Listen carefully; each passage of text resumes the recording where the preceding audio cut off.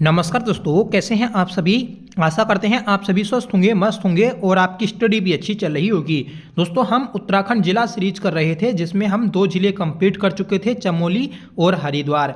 हम दोस्तों अब वर्तमान में देहरादून जिले को पढ़ रहे हैं। देहरादून जिले की हम 2 क्लास कर चुके हैं, आज ये हमारी तीसरी क्लास है।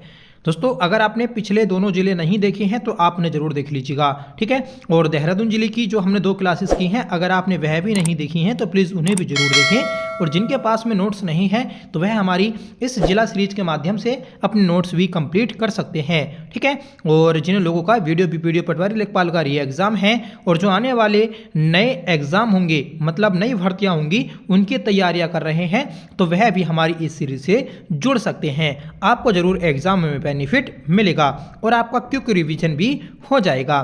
तो चलिए शुरू कर लेते हैं आज की अपनी इस क्लास को।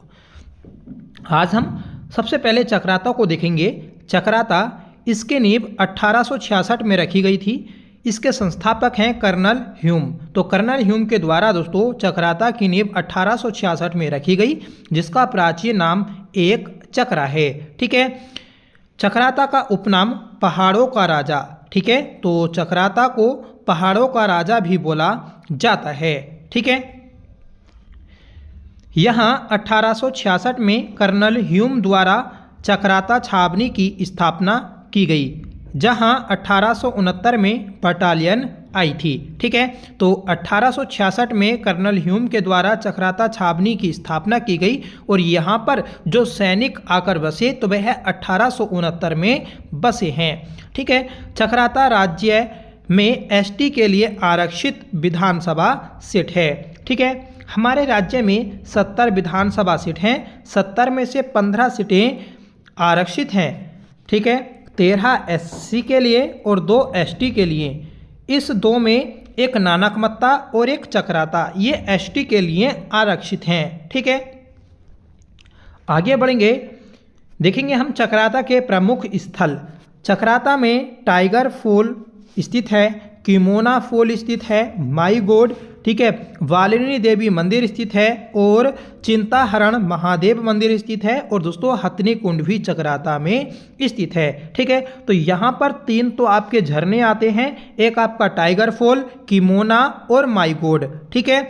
और दोस्तों हथनी कुंड भी आपका यहाँ पर ही स्थित है, ठीक है। देखिए हथनी कुंड यहाँ पर है, हाथी कुंड चमोली में स्थित है, हाथी गुफा पौड़ी में स्थित है और हाथी पर्वत ये जोशीमठ में स्थित है, जिसकी ऊंचाई 6727 मीटर है, ठीक है। 6727 मीटर दोस्तों ऊंचाई है हाथी पर्वत की, जो कि जोशीमठ में स्थित है, ठीक है। चक्राता में ही खैरना पहाड़ी स्थित है, खतनू नदी स्थित है, ठीक है। और दोस्तों बिसपुरिया गुफा भी स्थित है और यहाँ पर ही दोस्तों आपका बुधेर टोप या फिर म्योला गुफा भी स्थित है।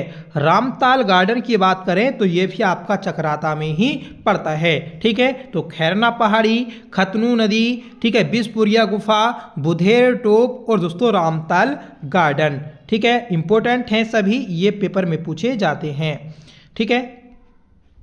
आगे बढ़ेंगे, देखिए म्योला गुफा, तो ये आपकी चक्राता में है। अगर आपसे पूछा जाए कि म्योला ग्लेशियर कहाँ पर है तो ये आपका पिथौरागढ़ में स्थित है, ठीक है। रामताल गार्डन ये चक्राता में है। सिर्फ रामताल जो स्थान है तो वह ये रामताल मतलब झील जो है तो ये आपके नैनीताल में स्थित है, ठीक है। राम गुफा ये बद्रीनाथ में स्थित है, ठीक है। और काणाताल ये आपका उत्तरकाशी में स्थित है, ठीक है। तो ये सभी आपके कंफ्यूज करने वाले पॉइंट हैं, ठीक है।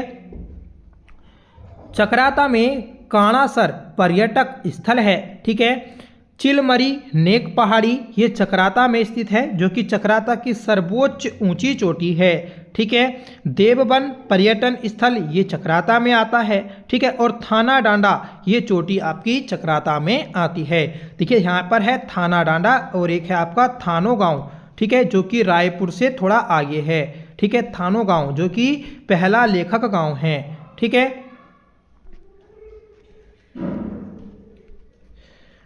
फिर है दोस्तों आपका मुंडाली पर्यटन स्थल, तो ये भी चक्राता में पड़ता है, ठीक है। आगे बढ़ेंगे, विराटगढ़ी, तो विराटगढ़ी ये चौरानी चोटी पर स्थित है जो कि राजा विराट की राजधानी रही। ठीक है, तो याद रखें कि राजा विराट की राजधानी कौन सी थी, तो दोस्तों विराटगढ़ी, जो कि चौरानी चोटी पर स्थित है चकराता में। ठीक है, अब यहाँ के कुछ प्रमुख मंदिर हैं उनको देखते हैं। ठीक है, गुरुद्वारा नानकसर। ठीक है, तो गुरुद्वारा नानकसर इसकी स्थापना 1973 में गुरुदेव सिंह के द्वारा की गई थी। ठीक है, याद रखें। डाट काली मंदिर इंपॉर्टेंट है। डाट काली मंदिर इसकी स्थापना 13 जून 1804 में की गई। ठीक है, और इसके संस्थापक हैं बलभद्र सिंह थापा। तो बलभद्र सिंह थापा के द्वारा डाटकाली मंदिर की स्थापना 13 जून 1804 में की गई थी, जिसे वाहनों की रक्षक देवी बोला जाता है। तो वाहनों की रक्षक देवी किसको बोलते हैं, डाटकाली मंदिर को। ठीक है, माल देवता मंदिर, तो माल देवता मंदिर ये गोरखों के द्वारा बनवाया गया था। ठीक है, याद रखिएगा। श्री परशुराम मंदिर ये देहरादून में ही आता है, और परशुराम मंदिर देखिए यहाँ पर है श्री परशुराम मंदिर, तो देहरादून में। और ऐसे ही दोस्तों आपका परशुराम मंदिर है एक उत्तरकाशी में। ठीक है, तो याद रखिएगा, महत्वपूर्ण है। तपोवन, तपोवन ये गुरु द्रोणाचार्य की तपस्थली रही, जिसे दोस्तों रुद्रेश्वर शिव मंदिर भी बोला जाता है। तो तपोवन मंदिर, ठीक है, इसे रुद्रेश्वर शिव मंदिर के नाम से भी जानते हैं, और ये दोस्तों गुरु द्रोणाचार्य की तपस्थली रहा है। ठीक है, दूधाधारी काली मंदिर ये देहरादून में स्थित है। ठीक है, और चंद्रवनी मंदिर ये आपका टिहरी में स्थित है, और चंद्रवनी मंदिर ये आपका देहरादून में स्थित है। तो दोनों कन्फ्यूजन वाले पॉइंट हैं, याद रखेगा।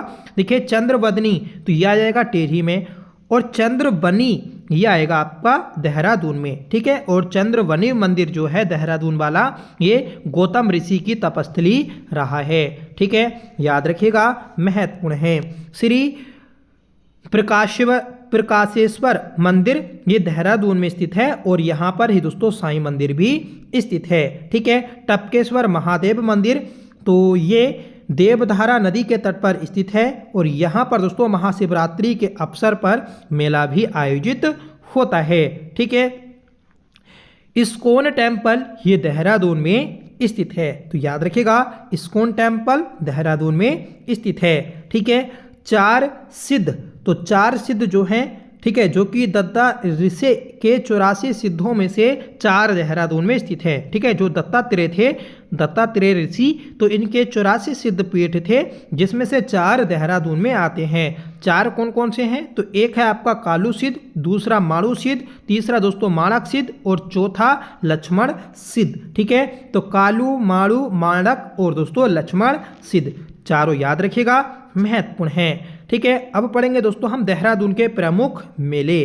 ठीक है, इंपॉर्टेंट है और यहाँ से क्वेश्चन बनता भी है। ठीक है, देखिए जौनसार क्षेत्र में मेले के आयोजन को गनियात कहा जाता है। ठीक है, तो गनियात किसको बोलते हैं, जौनसार क्षेत्र में मेलों को बोला जाता है। ठीक है, झंडा मेला, झंडा मेला इसका आयोजन होली के 5 दिन बाद होता है। ठीक है, और कहाँ पर ये आयोजित होता है, तो गुरु राम राय दरबार साहिब में। ठीक है, तो देहरादून में स्थित है गुरु राम राय दरबार साहिब, यहाँ पर झंडा मेला होली के 5 दिन बाद आयोजित होता है। देखिए हमने पढ़ा झंडा मेला, ऐसे ही आपको मिलेगा झंडा चौक बाजार, तो ये आपका कोटद्वार में स्थित है, और झंडी महोत्सव ये आपका रुद्रपुर में आयोजित होता है। ठीक है, आगे बढ़ेंगे। अगला मेला है बिस्सू मेला। यह है मेला बैसाख माह में मछली पकड़ने से संबंधित है। ठीक है, तो बिस्सू मेला यह आपका बैसाख माह में आयोजित होता है, जहां मछली पकड़ना आप शुभ माना जाता है। ठीक है, नुड़ाई मेला, तो ये जौनसारियों का एक मेला है जो कि सावन माह में पशुचारकों के द्वारा मनाया जाता है, पशुचारक या फिर पशुपालकों के द्वारा। ठीक है, टपकेश्वर मेला, तो टपकेश्वर मेला शिवरात्रि के अवसर पर देवधारा नदी के तट पर लगता है। ऊपर हम पढ़ के आए थे कि टपकेश्वर मंदिर जो है देहरादून में स्थित है, देवधारा नदी के तट पर। ठीक है, क्वानू मेला, तो क्वानू मेला ये दीपावली के अवसर पर चकराता में लगता है, याद रखिएगा। जागड़ा मेला मोस्ट इम्पोर्टेंट है। जागड़ा मेला ये भाद्र माह में महासू देवता को टोंस नदी में स्नान कराने से संबंधित है। क्वेश्चन बनेगा कि जागड़ा पर्व कब आयोजित होता है, तो ये आपका भाद्र माह में आयोजित होता है, जिसमें महासू देवता को टोंस नदी में नहलाना शुभ माना जाता है। और जागड़ा मेला को राजकीय मेला भी घोषित किया जा चुका है 5 अगस्त 2022 को। ठीक है, अगला मेला है वीर केसरी मेला, जो कि इम्पोर्टेंट है। ये 3 मई को आयोजित होता है चोलीथात में। ठीक है, चोलीथात में वीर केसरी मेला आयोजित होता है, याद रखिएगा 3 मई को। ठीक है, वीर केसरी पुस्तक ये पंडित शिवराम की पुस्तक है। ठीक है, अन्य मेले हैं दोस्तों आपके डाटकाली मेला, जखोल मेला, ठीक है, और गवाली मेला या फिर महोत्सव, पंचोई महोत्सव, ठीक है, और राजपुर नेचर फेस्टिवल जो कि 2014 से मनाया जाता है, याद रखिएगा आप। ठीक है, तो ये हमने प्रमुख मेले मंदिर देखे। अब हम दोस्तों देहरादून में वन संपदा के बारे में बात करेंगे। ठीक है, उत्तराखंड वन विकास निगम, इसकी स्थापना 1 अप्रैल 2001 में रायपुर देहरादून में की गई। और उत्तराखंड वन विकास निगम का जो अध्यक्ष होता है तो वह सीएम ही होता है। ठीक है, तो याद रखें 1 अप्रैल 2001 रायपुर देहरादून। ठीक है, उत्तराखंड वन्य जीव बोर्ड, तो उत्तराखंड वन्य जीव बोर्ड की स्थापना 2006 में देहरादून में की गई। ठीक है, मालसी डियर पार्क ये कहाँ पर है, तो ये आपका देहरादून के प्रेमनगर में स्थित है, जिसकी स्थापना 1976 में की गई। ठीक है, तो मालसी डियर पार्क 1976 में बना, कहाँ पर, तो प्रेमनगर देहरादून में। ठीक है, इसे 3 जून 2016 को राज्य का प्रथम चिड़ियाघर बनाया गया। ठीक है, तो राज्य का प्रथम चिड़ियाघर कौन सा है, तो मालसी डियर पार्क जो कि प्रेमनगर में स्थित है, 1976 में बना था। ठीक है, और 3 जून 2016 को इसे चिड़ियाघर बनाया गया। ठीक है, राजाजी राष्ट्रीय उद्यान, तो राजाजी राष्ट्रीय उद्यान ये देहरादून में स्थित है, जिसकी स्थापना 1983 में की गई। ठीक है, राजाजी राष्ट्रीय उद्यान ये 3 जनपदों में फैला है, एक तो देहरादून में, दूसरा हरिद्वार में और तीसरा दोस्तों पौड़ी में। ठीक है, तो याद रखिएगा महत्वपूर्ण है। ठीक है, राजाजी राष्ट्रीय उद्यान ये राज्य का दूसरा सबसे बड़ा नेशनल पार्क है, जिसका क्षेत्रफल 820.42 वर्ग किलोमीटर है। ठीक है, राजाजी राष्ट्रीय उद्यान का नामकरण सी राजगोपालाचारी के नाम पर पड़ा है, याद रखें। ठीक है, और ये दोस्तों एशियाई हाथियों के लिए प्रसिद्ध है। उत्तराखंड का दूसरा एवं भारत का 48वां tiger reserve Rajaji national park को 15 अप्रैल 2015 में बनाया गया। तो राज्य का दूसरा टाइगर रिजर्व कौन सा है, राजाजी नेशनल पार्क। कब बना, तो 15 अप्रैल 2015 को बना। ठीक है, जो कि देश का 48वां और राज्य का दूसरा है। ठीक है, इसकी स्थापना मोतीचूर जो कि 1935 में बना, राजाजी जो कि 1948 में बना, और चीला ये 1977 में बना। इन तीनों को मिलाकर की गई थी। तो मोतीचूर 1935, राजाजी 1948 और चीला 1977, इन तीनों उद्यानों को मिलाकर आपका ये नेशनल पार्क बनाया गया था। ठीक है, यह पर्यटकों की दृष्टि से दूसरा सबसे बड़ा राष्ट्रीय उद्यान है। ठीक है, क्योंकि पहले स्थान पर सर्वाधिक जो पर्यटक आते हैं तो वह आपके कॉर्बेट राष्ट्रीय उद्यान में आते हैं। ठीक है, मसूरी वन्य जीव विहार, तो इसकी स्थापना 1993 में की गई थी। ठीक है, इसका क्षेत्रफल 10.82 वर्ग किलोमीटर है और यह राज्य का सबसे छोटा वन्य जीव विहार है। ठीक है, और ये दोस्तों पहाड़ी बटेर पक्षी के लिए प्रसिद्ध है। क्वेश्चन बनता है कि पहाड़ी बटेर, ठीक है, के लिए कौन सा वन्य जीव प्रसिद्ध है, तो मसूरी वन्य जीव विहार जो कि 1993 में बना, ये राज्य का सबसे छोटा वन्य जीव विहार है। ठीक है, फॉरेस्ट रिसर्च इंस्टीट्यूट इम्पोर्टेंट है, यहाँ से प्रश्न दोस्तों पूछा ही जाता है। इसकी स्थापना 1878 में की गई थी और इसका नाम फॉरेस्ट स्कूल ऑफ देहरादून था। जब इसकी स्थापना हुई 1878 में तो इसका नाम फॉरेस्ट स्कूल ऑफ देहरादून रखा गया। ठीक है, एक अधिनियम था 1865 का अधिनियम, इस अधिनियम के तहत ही दोस्तों इसका नाम पड़ा था। देखिए क्वेश्चन बनता है कि भारतीय वन विभाग की स्थापना कब की गई? तो 1864 में की गई थी। अधिनियम कब आया? वन अधिनियम तो 1865 में आया था। फिर क्वेश्चन बनता है कि कुमाऊं वन विभाग की स्थापना कब की गई? तो 1868 में की गई थी। और गढ़वाल वन विभाग की स्थापना कब की गई? तो 1869 में की गई थी। और 1885 में दोस्तों टिहरी रियासत में वन विभाग की स्थापना की गई थी। ठीक है, तो ये सभी बातें आपको याद रखनी है, मोस्ट इंपॉर्टेंट है।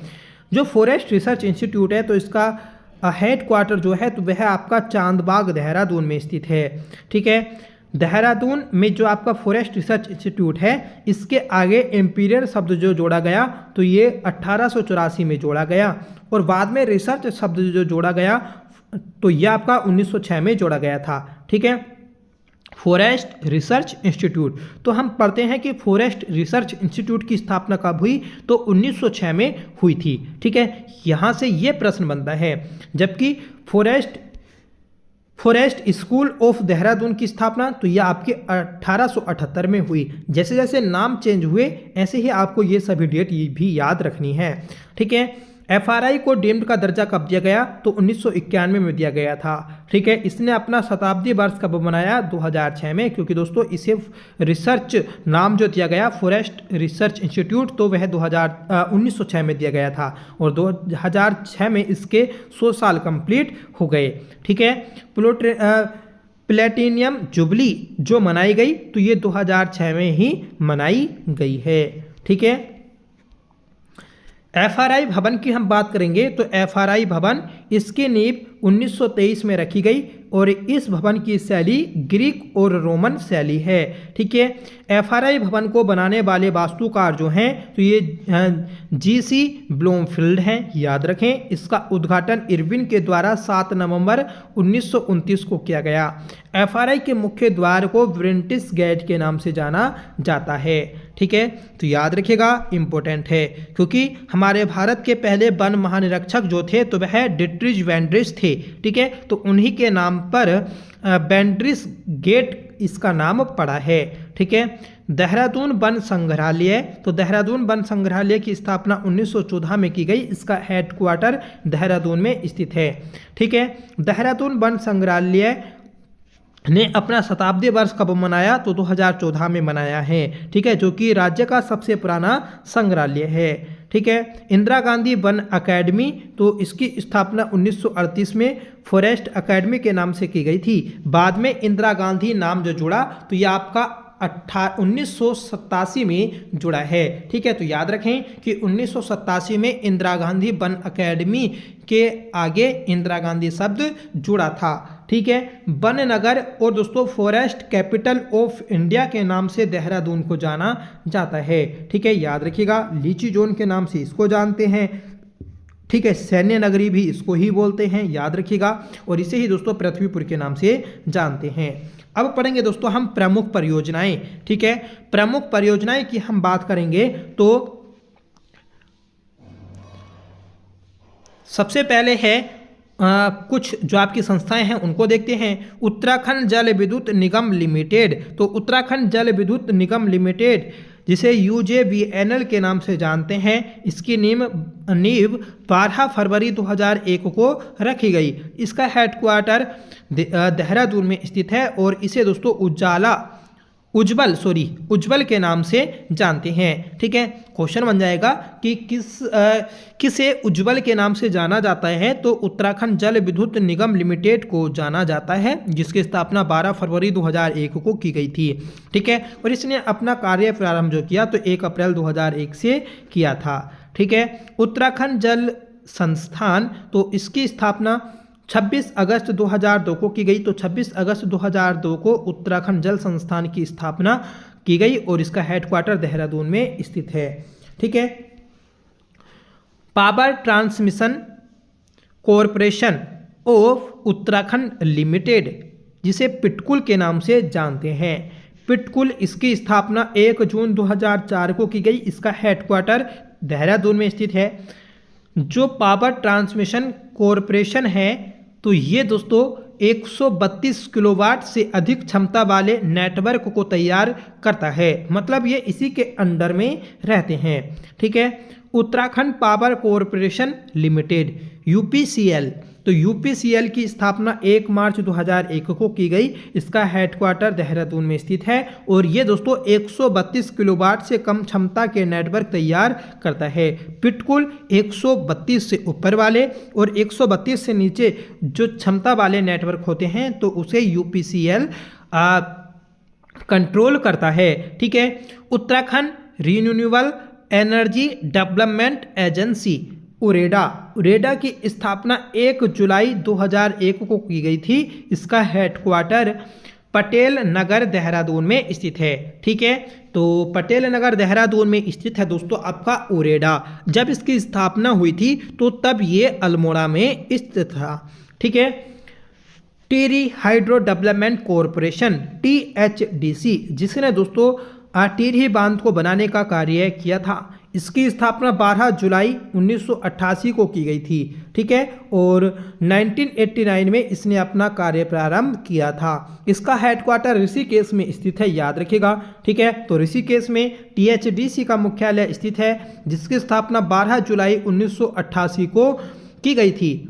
ठीक है, और 89 में इसने टिहरी बांध को बनाना शुरू किया था। ठीक है, उत्तराखंड विद्युत नियामक आयोग, इसकी स्थापना 2007 में की गई और इसका हेडक्वार्टर देहरादून में स्थित है। एक अधिनियम आता है दोस्तों 2003 का अधिनियम, इस अधिनियम के तहत ही दोस्तों 2007 में उत्तराखंड विद्युत नियामक आयोग की स्थापना की गई थी। ठीक है, अब आती है दोस्तों आपकी प्रमुख परियोजनाएं।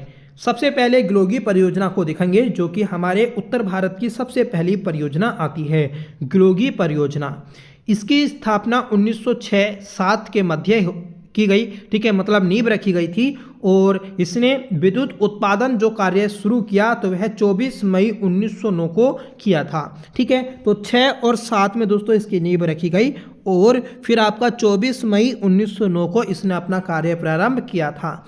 ग्लोगी परियोजना ये 3.5 मेगावाट की परियोजना है, मतलब 3.5 मेगावाट की परियोजना है ग्लोगी। ठीक है, और ये कहाँ पर स्थित है, तो ये मसूरी में स्थित है। ठीक है, जलप्रपात, तो जलप्रपात आता है दोस्तों भट्टा फॉल, मतलब भट्टा फॉल जलप्रपात पर स्थित है ग्लोगी जल विद्युत परियोजना। ठीक है, ये किसके नेतृत्व में बनाई गई थी, तो ये कर्नल बेप के नेतृत्व में बनाई गई थी। मोस्ट इंपोर्टेंट है, याद रखिएगा कि किसके नेतृत्व में ग्लोगी जल विद्युत परियोजना बनाई गई, तो ये कर्नल बेप के नेतृत्व में बनाई गई थी और इसका डिजाइन बिलिंगहर्ड के द्वारा तैयार किया गया। तो बिलिंगहर्ड इसने दोस्तों डिजाइन बनाया था। ये भारत की दूसरी एवं उत्तर भारत की प्रथम परियोजना है।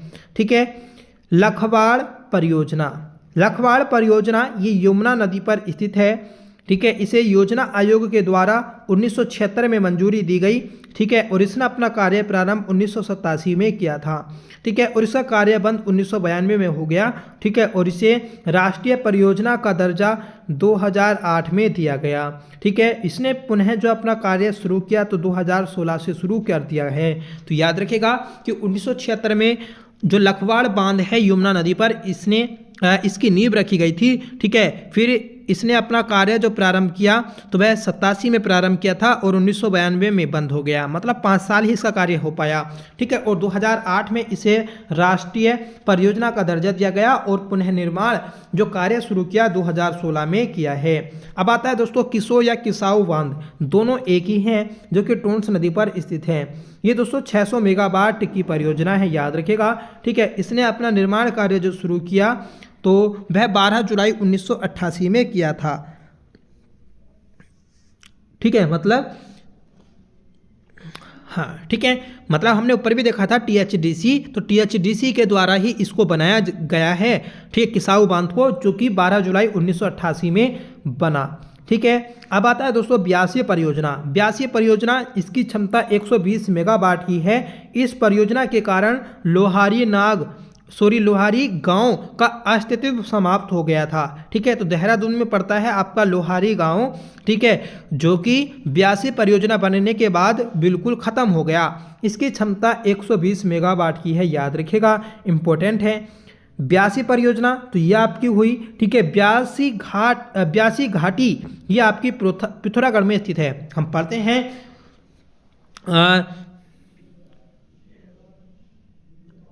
जोहार घाटी और ब्यास घाटी को जो जोड़ता है दर्रा, तो वह आपका सिनला दर्रा जोड़ता है, ठीक है। ऐसे ही आपका आएगा ब्यास गुफा, ये चमोली में स्थित है, और ब्यास घाट ये पौड़ी में स्थित है, ठीक है। तो याद रखें ब्यासी घाटी पिथौरागढ़ में और ब्यास घाट पौड़ी में, ठीक है। और ब्यासी परियोजना ये आपकी देहरादून में आती है, ठीक है।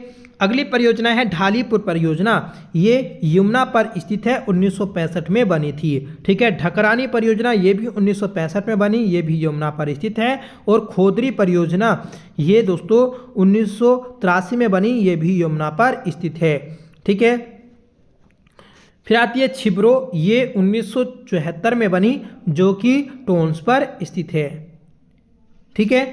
याद रखिएगा, इसे आप ढडक के नाम से याद रख सकते हैं। जो यमुना पर है तो ढडक, ढडक, तो ढडक के नाम से दोस्तों आप याद रखिएगा कि जो कि आपकी यमुना पर स्थित हैं, ठीक है। हथियारी परियोजना, कुल्हाल परियोजना और कटा पत्थर परियोजना ये तीनों आपकी यमुना पर ही आती हैं। इचारी परियोजना ये टोंस नदी पर आती है, ठीक है। तो याद रखिएगा, इंपॉर्टेंट है। देखिए हिचकी के नाम से या इचकी, ठीक है, इचकी के नाम से आप याद रखेंगे तो ये आपकी टोंस नदी पर आती हैं। इचारी, ठीक है, और इसे 6 बोलेंगे तो ये हो जाएगी छिब्रो, और दोस्तों की से हो जाएगी किस्साओ, ठीक है। तो याद रखिएगा, इंपॉर्टेंट है। अब आते हैं दोस्तों प्रमुख ताल। प्रमुख ताल में पहला ताल है चोराबाड़ी ताल। चोराबाड़ी ताल आपका रुद्रप्रयाग में है, यहाँ पर है चंद्रबाड़ी ताल, ठीक है। चोराबाड़ी इसलिए बोला क्योंकि दोस्तों दोनों कन्फ्यूजन वाले ताल हैं, चोराबाड़ी और चंद्रबाड़ी। तो चंद्रबाड़ी आता है देहरादून में, जो कि चंद्रभागा नदी का उद्गम है। चंद्रभागा नदी के तट पर ऋषिकेश आता है, ठीक है। और ये फिर दोस्तों गंगा में मिल जाती है, ठीक है। आता है गौतम कुंड, खलंगा कुंड और दोस्तों कांसरो ताल। कांसरो ताल ये रायवाला में आता है, याद रखिएगा, ठीक है। तो फ्रेंड्स आज की क्लास में बस इतना ही रहने देते हैं। अगली क्लास में हम देखेंगे प्रमुख गुफाओं को, ठीक है। फिर ऐसे ही धीरे धीरे हमारा ये जिला कंप्लीट हो जाएगा। 2 क्लास हो आएंगी आपकी, 5 क्लासों के माध्यम से देहरादून जिला कंप्लीट हो जाएगा, क्योंकि दोस्तों ये बड़ा जिला है, ठीक है। जो बड़े बड़े जिले हैं तो उन्हीं के दोस्तों ज़्यादा पार्ट्स आएंगे, और जो छोटे जिले हैं तो वह हद से 2 क्लासों में ही समाप्त हो जाएंगे, जैसे उधम सिंह नगर, बागेश्वर, चंपावत, रुद्रप्रयाग, ठीक है। तो ये छोटे छोटे जिले हैं जो कि आपके 2-3 क्लासों में ही समाप्त हो जाएंगे, ठीक है। तो देखिए आज तक थोड़ा मैं बिजी था, ठीक है। अब थोड़ा फ्री हुआ हूं, तो अब मैं कंटिन्यू आपको क्लास देने की कोशिश करूंगा, ठीक है। और आपकी जो BS नेगी MCQ क्लास है तो वह भी डेली आएगी, ठीक है। तो 2 क्लास आपको डेली मिलेंगी, ठीक है। एक जिला सीरीज वाली और एक दोस्तों उत्तराखंड BS नेगी वाली क्लास, ठीक है। तो आप हमारे चैनल से जरूर जुड़िएगा, और बीच बीच हम आपको करंट अफेयर्स भी कराते रहेंगे, जिससे दोस्तों आपको करंट अफेयर्स भी याद होता रहे, ठीक है। तो आपसे रिक्वेस्ट है कि प्लीज़ आप चैनल पर पहली बार विजिट कर रहे हैं तो प्लीज़ चैनल को सब्सक्राइब जरूर कर लीजिएगा, ठीक है। और आपका कोई भी सजेशन रहता है तो प्लीज़ आप कमेंट बॉक्स में अपना सजेशन दे सकते हैं, ठीक है। और जो हमारी टेलीग्राम चैनल का लिंक है तो वह वीडियो के डिस्क्रिप्शन बॉक्स में दिया गया है। यह हमारा नया टेलीग्राम चैनल है, क्योंकि दोस्तों पुराना टेलीग्राम चैनल बंद हो चुका है। तो नए टेलीग्राम चैनल अभी तक आपने ज्वाइन नहीं किया है तो प्लीज़ आप उसे ज्वाइन जरूर कर लीजिएगा, आपसे रिक्वेस्ट है, ठीक है। आप कमेंट करके बताइएगा कि आपको ये क्लास कैसी लगी। आपको इस सीरीज से अगर लाभ मिल रहा हो तो प्लीज़ आप जरूर कमेंट बॉक्स में बताइएगा, ठीक है। तो मिलते हैं नेक्स्ट वीडियो के साथ, तब तक के लिए bye. Thank you so much for watching. जय हिंद।